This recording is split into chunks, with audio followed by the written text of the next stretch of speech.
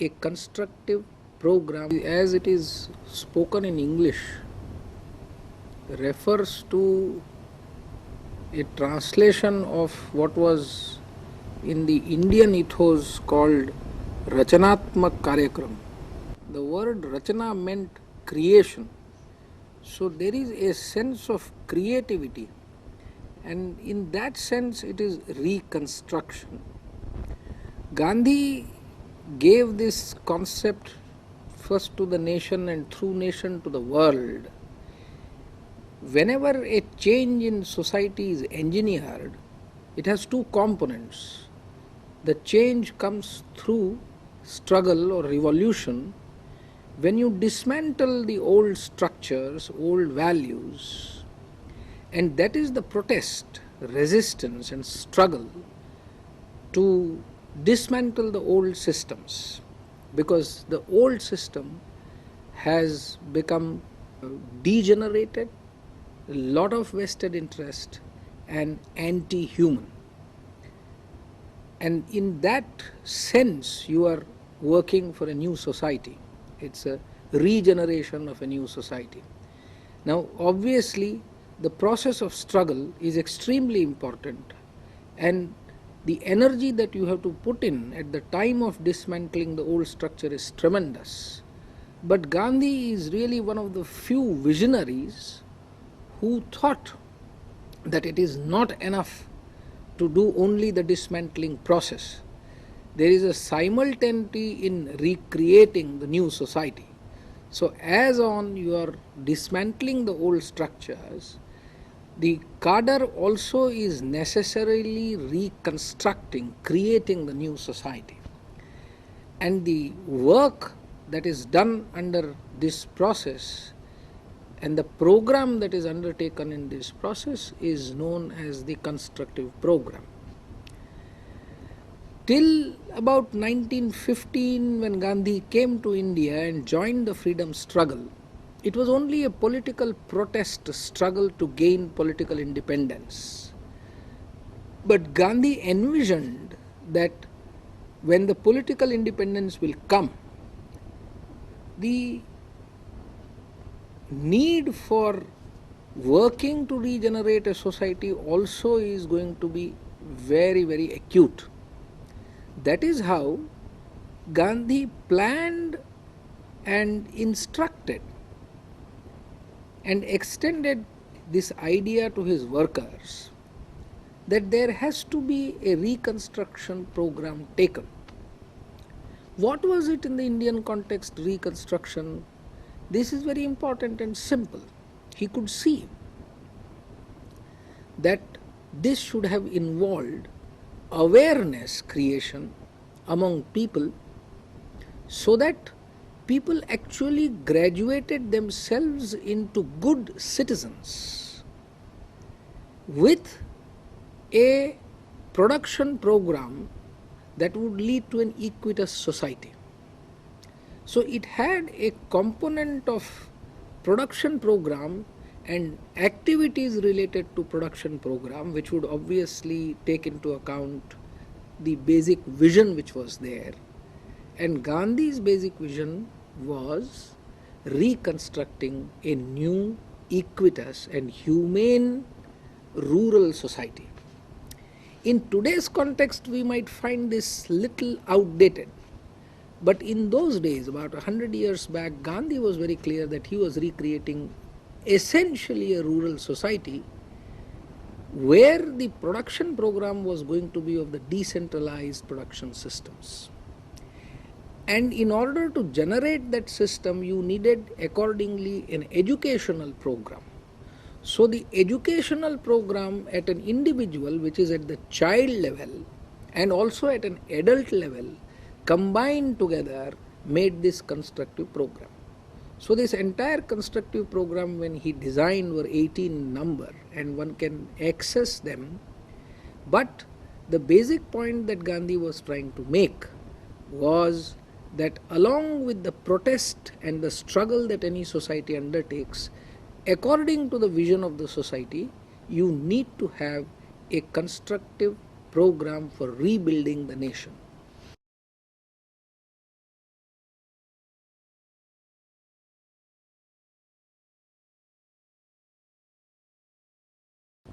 what is a violent society going through these days?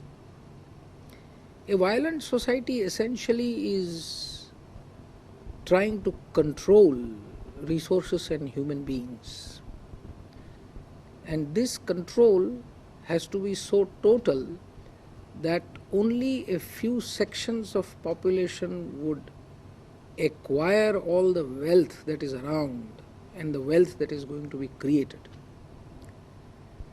In this, both the legal and extra-legal institutions and practices come to stay and operate. All such societies which have become violent, and when the state also is a willing or an unwilling party to this and establishes kinds of unholy nexus with legal and illegal business, the violence increases, intensifies. Now, in such a society, if there has to be a turnaround, and if we are talking about visioning a new society, obviously one is talking about how to gain peace and justice in the society. Justice itself means equity in some sense, at least in an economic sense. And the re-establishment of equity in a society, which would also bring peace, would depend upon the kind of vision that one has.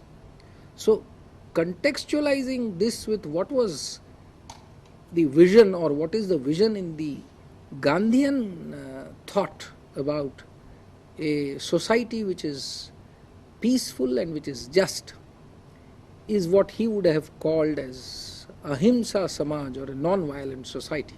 Here, non-violent, the word non-violence is not used in terms of an adjective, but it is more the noun. The society itself is known as, it is named as a non-violent society, where non-violence is not used as a strategy to establish peace, but non-violence becomes a way of life. That is how you actually turn a society into a peaceful society with justice. So, at present, the violent society, or the societies which think that they have become violent, as the case may be, or even for that matter, if the Mexico as a state thinks, a society visualizes that it is so, then it has to also first change its vision and see that its vision now is to rebuild a non-violent society. In building non-violent society, it is the nearest that the mainstream world is going to is to the word of sustainable society, sustainable development. But unfortunately, this sustainability, as it is understood, tries to balance between the overuse or the ill use of the natural resources or the human nature interaction. But Gandhian thought goes little beyond, and it is seeking harmony between human beings and the nature, whose resources human society is using to flourish and not to survive. So that this is the difference. So even a society which is trying to develop will have to make this distinction and understand and accept and internalize that it is going to have a society which is not going to be an acquisitive society, acquisitive individuals, because all this generates into direct, manifest or hidden or structural violence. And the manifest violence is the result of deep structural violence operating for many years. So the first set of constructive programs would be to envision and build a society on non-violent basis. So accordingly, all the programs will have to be adjusted by the society, and I think the beginning has to be that you will have to remodule your economic program and economic structure basically, which would help then in building the non-violent society. So one will have to decide between rural, urban, constraints, industry, agriculture, nature and artificial. All these things will have to be settled first. Out of that, constructive program will emerge, which will help in building peace and just.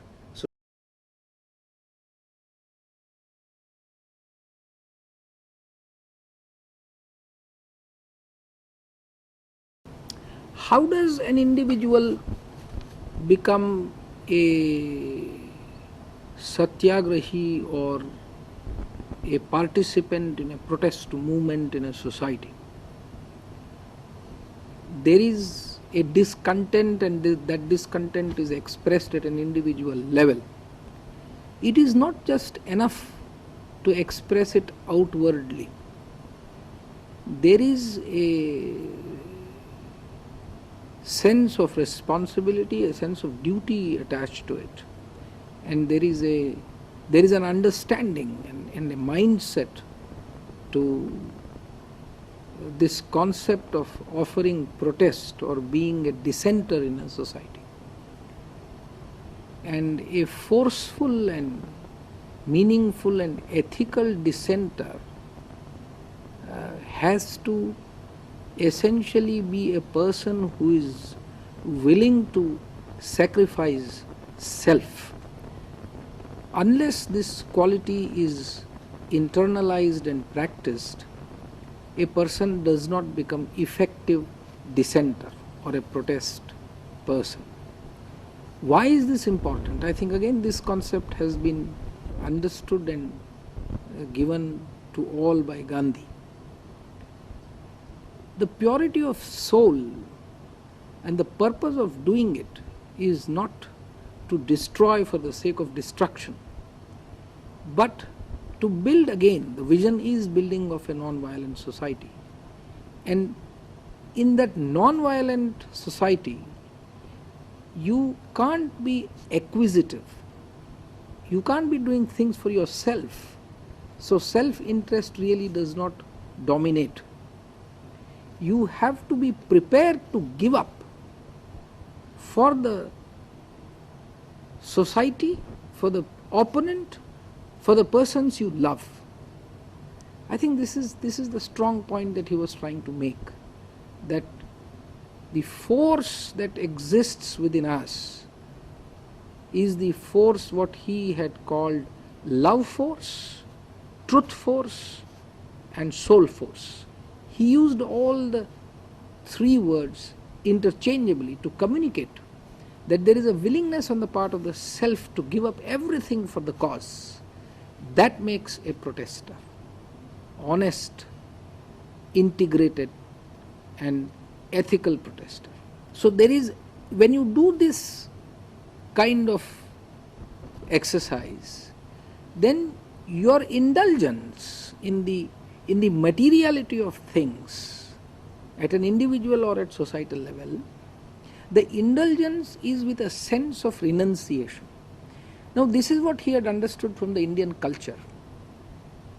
In the Indian ethos and Indian classics, Upanishads, this is very much emphasized, where indulgence in material things is with a sense of renunciation. It is that this is not mine, this has been given by the giver, the God, and everything that changes, everything that is made, everything is by God. And in that sense of what is God's I am indulging in, I need to have a sense of renunciation because this is not mine. This is slightly spiritual and perhaps mystical, but it is not so when we are talking about even about changing the society or building a non-violent and just society. This is very much essential as a pre-qualification or a qualification that is essential for a person who is trying to seek change and change for a society that is a non-violent society. So both these aspects will have to be understood, that a person who is going up to protest and get involved in the constructive program for building a new society has to do with this sense of carrying sacrifice, self-sacrifice to a level and actually indulging in things with a sense of renunciation.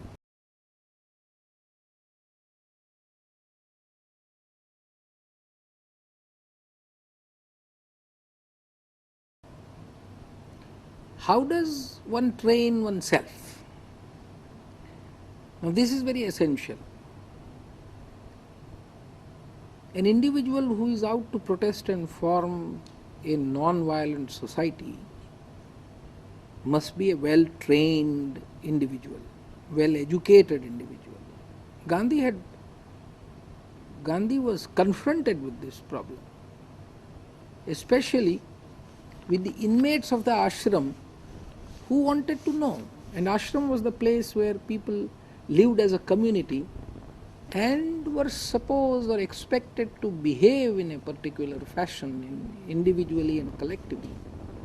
And they always had problems and they always had questions. So when they asked Gandhi, Gandhi at that time was sitting in a jail in Yerwada in Pune, and he started writing letters, and those letters were read on every Tuesday morning. And the collection of those letters came to be known as Letters from Yerwada. And here is a small piece from Yerwada Mandir. Mandir is a temple. Anyhow, I think it's interesting to look at in these letters, look into these letters where he gave what he eventually called them as 11 vows, which he thought were very, very essential for any individual to train self in this whole struggle to build a non-violent society, whether it was a protest struggle or reconstruction or taking up constructive program. An individual, and the focus is an individual, and the individual has to educate, cultivate and train self. And an individual was supposed to follow a set of vows. Unless you go up to the level of taking a vow, you are not trained. Your intensity of feeling at the self level doesn't come unless you get into this. And what were these? We will simply first read them out. There is no time to get into the depth, but this small little booklet is interesting. The first, of course, is truth. And each individual has to look for the truth. Truth is what you have to ultimately proceed towards and look for, with the vision which has both spirituality in it and this worldly affairs in it. It's a combination of both, but you are looking for the truth in it. Truth is the ultimate thing that you are looking for and searching for, which he did himself. Now, the search for truth is through behaving non-violently. And in this non-violent behavior, the force is the love force. That's what he was saying. Because unless you have this love force in your soul, which also becomes the soul force, you cannot be pursuing, your pursuit is not going to be successful without non-violent approach. Interestingly, the third he has put his important vow as brahmacharya or chastity. Now, this might appear a little funny to some, but Gandhi was trying to say that it is non-indulgence into the carnal and worldly pleasures. And I think this has to be understood and internalized, because such indulgence very often leads to violence and digression from the truth. So he insisted that this must be the mindset, and those who can practice chastity and celibacy is an important precondition for this.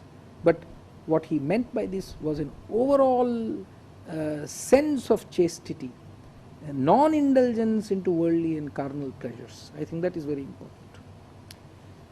Non-acquisitive nature, that you don't make all the worldly possession yours. The point about renunciation that we have to understand is the one. Then the next is non-stealing. And non-stealing is in this sense, which says that even taking what is not due to you is non-stealing. And then of course he also talked about fearlessness, bread labor. All these were essential qualities. There are 4 more vows, but they had a contextual understanding for the Indian society. Tolerance was one of them, untouchability was the other, Swadeshi was the third, but each society has to look for its own vows according to the understanding and need of the society. But these vows put together will make an individual who will travel on the path of building a non-violent society.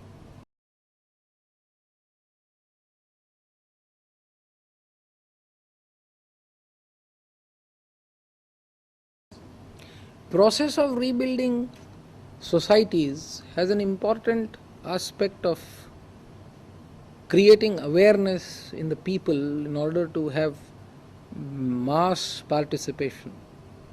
Because when we are changing the society, the participation of masses is extremely important. This is the illustration which Gandhi had tried to give to the whole world, that it was the change was not brought in by few, but the change was brought in by many.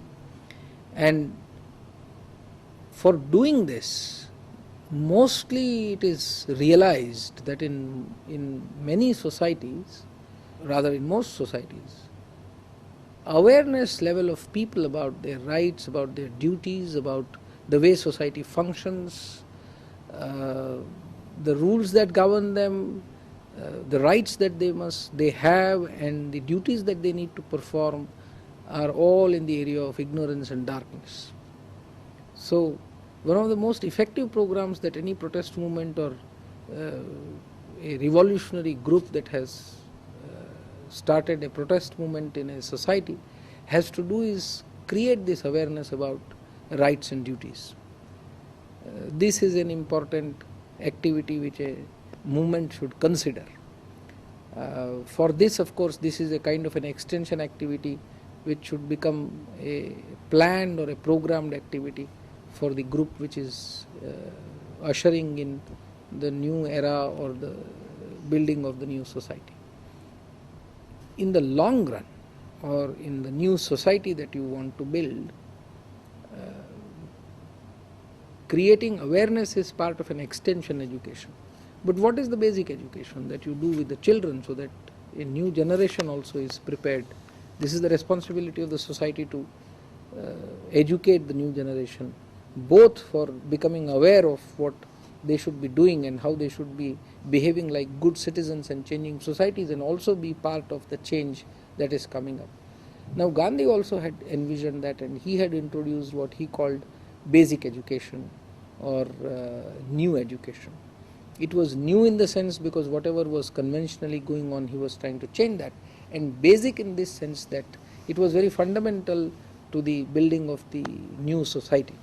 And in this basic education, both the content and the method were different from what obtained in those days in this country. Unfortunately, even in India, the kind of basic education which Gandhi talked about is not implemented in full, or even to that extent at a sincere critical minimum level. But nevertheless, it has its potential, and any society which is trying to bring in such kind of a change towards building a non-violent and just society, one sure way of doing it is getting into this whole concept of basic education. And in this basic education, the idea is to educate the child in all the faculties. It's not only a mental faculty that has to grow.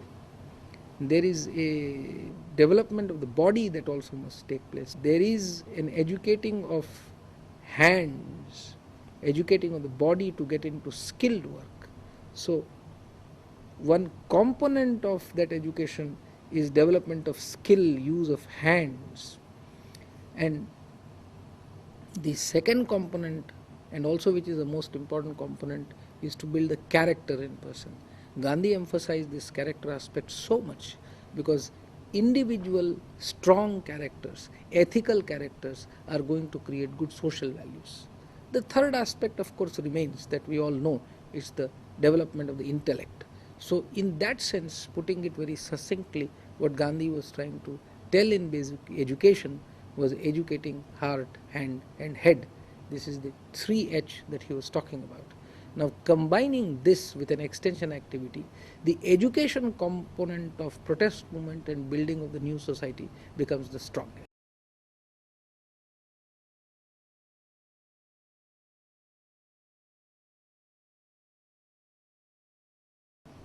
two more constituencies are very important in effecting the change in society. This has been true in case of India, and this is also true in case of Mexico. One is the constituency of native people.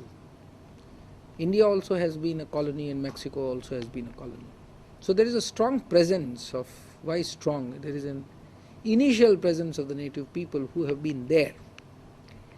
And it is necessary that for integrating them with the main society, rather it should have been the other way around. The outsider should have got integrated. And to a large extent it is true, both in India and Mexico, the outsiders have integrated, but outsiders also have been dominant. Because of this situation, the natives have taken backseat. Now it is extremely important that natives are also accepted as the main people, the mainland people, and they are also able to represent themselves, their interests, their economic interests, their cultural interests, their social interests, forcefully into this new society that is being thought about. Otherwise, we will also be creating the similar kind of a society, and then there will be scope for another revolution in that society. Also, if you try to ignore this important constituency.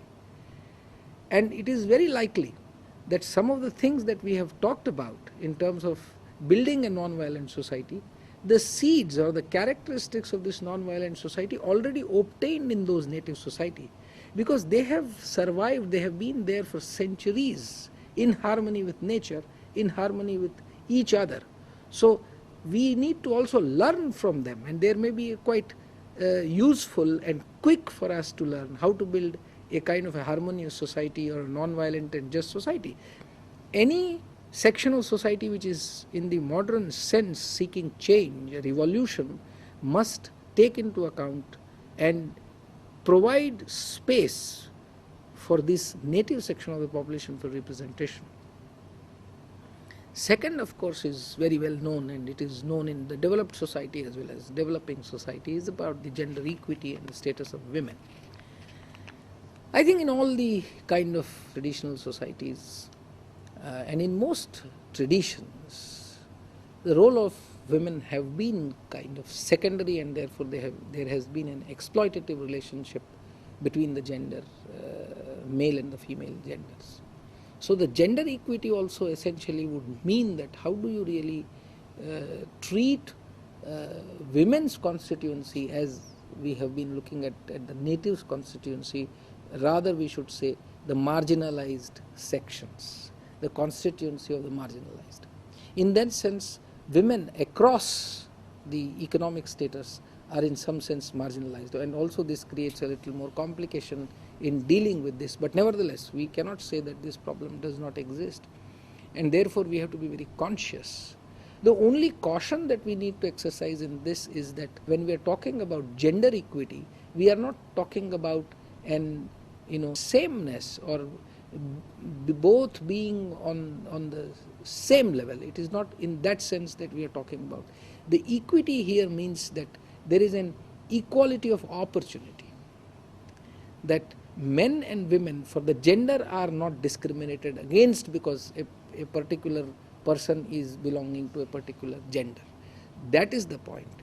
But when we are talking about this, the principle of self-development through 11 vows applies to both men and women. So in that sense, in a Gandhian sense, a volunteer or a protester or a volunteer for the new society should go through similar kind of educative process, should actually be practicing the same 11 vows as has been described. So it is not only for men, it's also for men and women both. And in this sense, gender sensitivity with this kind of practice of 11 vows brings in a new human being. Now that when you realize, you will automatically create a space for the discriminated section, be it women or a marginalized section. In this sense, I think both these important constituencies in Mexico must also be presented and represented in the entire movement and building of the new society.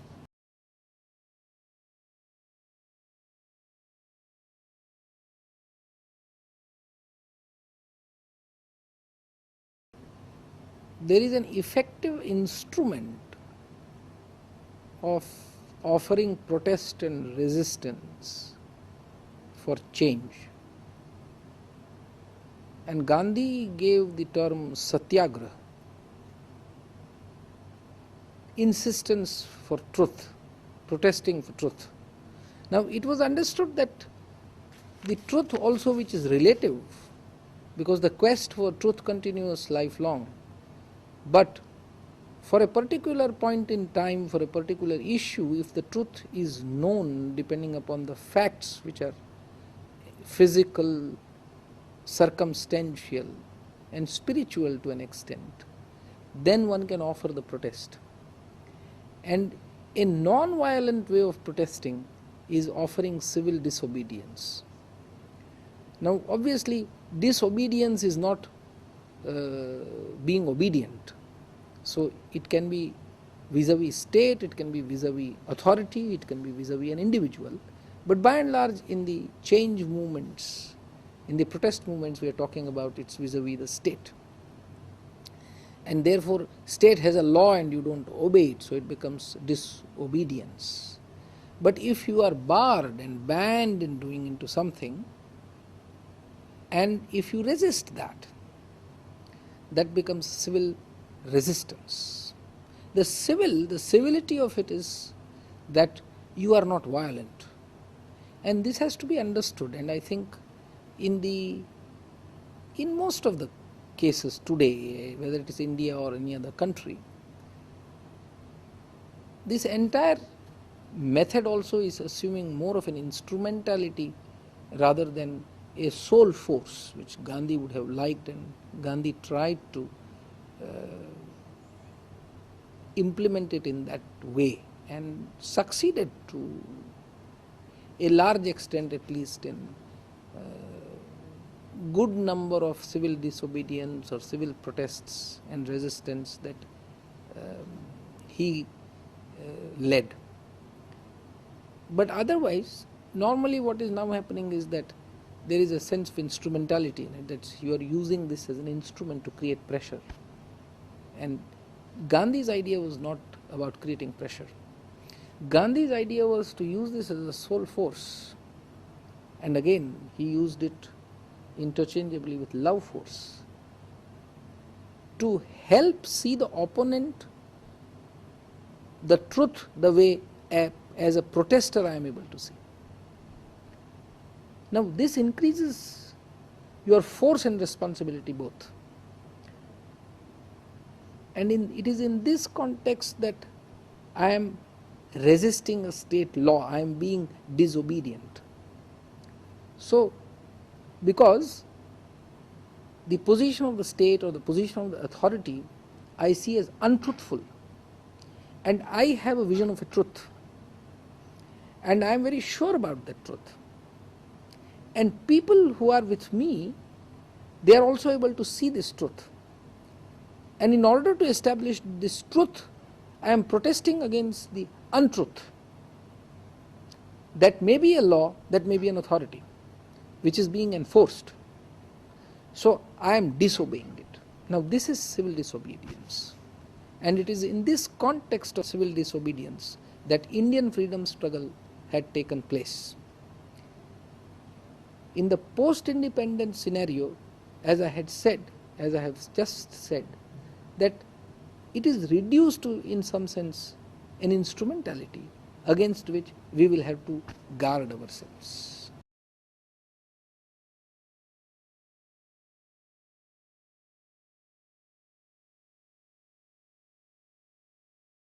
In order to lead or participate in a satyagraha or a civil disobedient or a civil resistance movement, it is very important to understand what is being resisted or protested. A thorough knowledge of that is essential before doing the act. Now, unless the leader and the followers are clear about the nuances of what is being opposed, it is very likely that we are not opposing the law, but we are opposing the people or the persons who are involved in it. This important distinction is necessary because, again going back to the Gandhian concept, in civil disobedience, it is something that is being enforced on you which is being protested. But the enforcer is not an enemy. Therefore, in an abstract sense, state or the authority is the enemy. And the person representing as an individual is not an enemy. So, this aspect has to be understood, and therefore it is more important that we don't symbolize a person who is the implementer or the tormentor and start opposing the tormentor instead of opposing the law that he or she is trying to enforce. And this requires a lot of training before putting together a civil disobedient movement. Now, this has to be not only planned, but a systematic education of what is being opposed has to take place with the community, with the group which is going to join in the protest. Very often in the political movements, and especially in the non-violent protest movements, there is some kind of a jingoism which comes into the place, and the people who are opposing don't even know what is being opposed.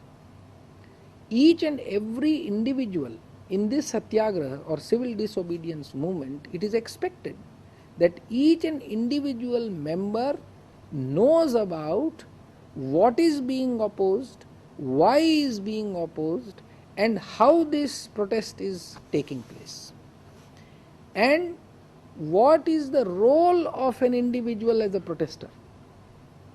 So again, unless this training and internalization of the values which are inherent in conducting a satyagraha are passed on,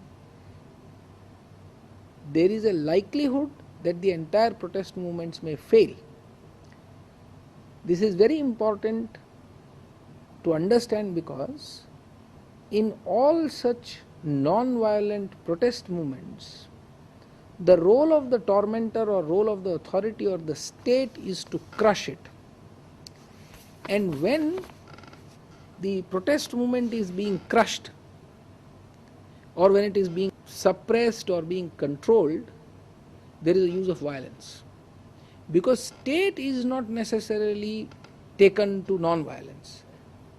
The state or the authority is not thinking only in terms of returning non-violence to the non-violence protest. It comes down heavily with violence. Now, if there is no training and understanding that you are actually opposing a particular set of laws and not individuals, there is always a danger that protesters turn violent because they see the immediate suppressor and the tormentor as the person whom they are opposing. And your strength of non-violence in your protest movement can break down. So it is extremely important to train each individual into this process of satyagraha and make them realize that it is the law, it is a set of rules that is being opposed, and it is not the individuals who are involved, and you are not against a person. Your agraha, your insistence for truth, satya, is towards a particular phenomena, a rule, law and understanding, and not set of individuals.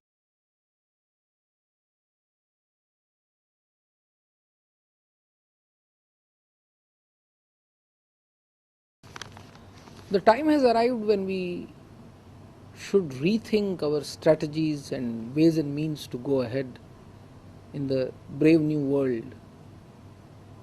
The problems that we are faced with today is violence and greed. resulting into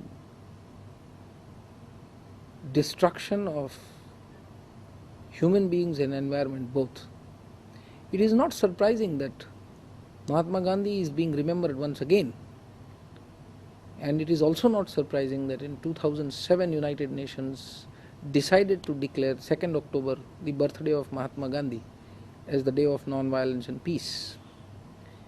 Peace is what the world is looking for, and I think the way of achieving it is going to be adopting the constructive program of Mahatma Gandhi. It is an important aspect of Gandhian thought. Gandhi gave the idea of protest, civil protest, protest with love, protest for truth. But he also had a second component, a vital component, a complementary component to it in terms of constructive program, because he had envisioned a particular kind of a society which was a non-violent society, a just society, a humane society, largely a rural society. We may not be able to go back to the kind of rural society which Mahatma Gandhi had thought about 100 years back. Nevertheless, we can still think about a society where human species, qua species, is trying to claim less from the nature, trying to harmonize with nature. In that kind of a vision, a new economics has to be practiced. And in this new economics, there has to be a considered and conserved and limited use of natural resources for the material welfare. Unless we share this vision globally, neither India nor Mexico can think of building a Gandhian society, for that matter, or society based on Gandhian vision and thought. Now, in this context, we also have to bring in the education. We should really reorient our education systems, train the children, new generation, into what Gandhi would have called the basic education, about which we have already made reference in another talk. The dignity of the human body, mind and spirit has to be brought back. So we need to train all of them. It's not enough to train only the mind, the intellect, which leads certainly to the kind of perversions, and that perversion we have seen it manifesting into variety of destructive forces, and all this in combined leads to a violent society.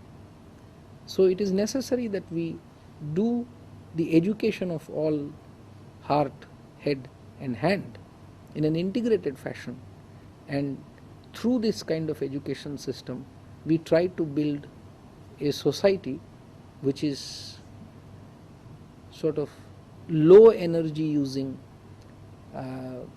low demand and less materialistic society, which offers scope for a larger spiritual development at a social level. And I think this kind of a vision is necessary, and this is what Gandhi would have broadly called a constructive program for a nation as a whole.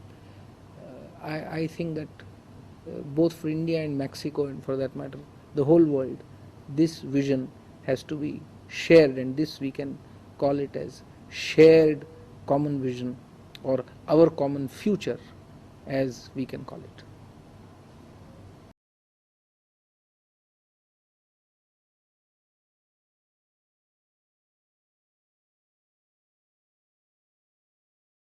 The predicament of Indian and Mexican societies also appear to be quite similar.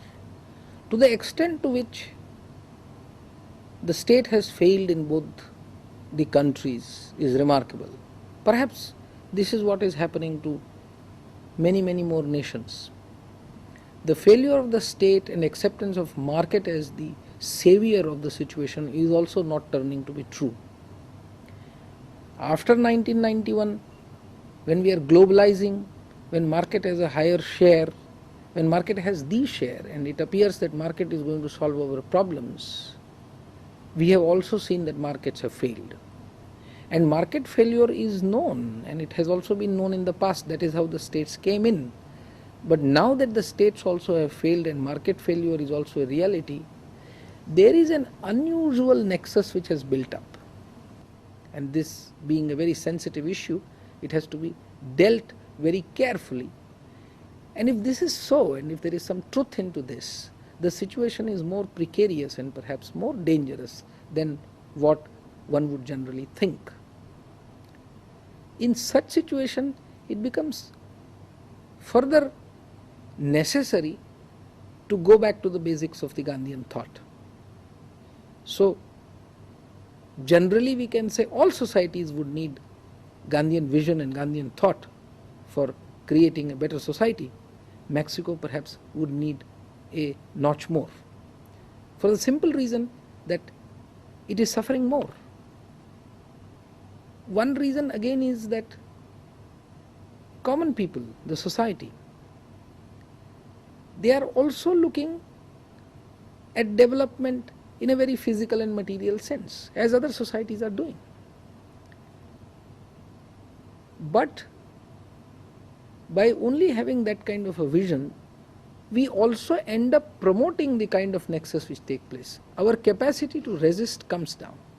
So I think even in a Mexican society, the primary need is to change the vision, to see that